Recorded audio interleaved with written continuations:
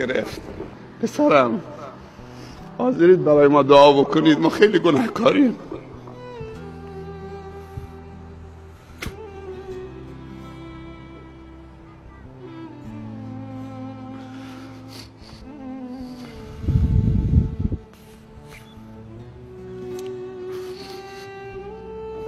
ما همه خجالتیم، رومون نمیشه.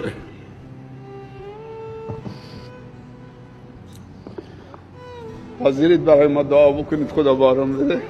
رهید دعا بکن عزیزم. خدایا ما همه بنده تو هستیم. خدایا ما همه بنده تو هستیم. خدایا اگر بزرگان و پدران و مادران ما گناه کردند، خدایا تو بخشنده و مهربانی. خدایا همه ما را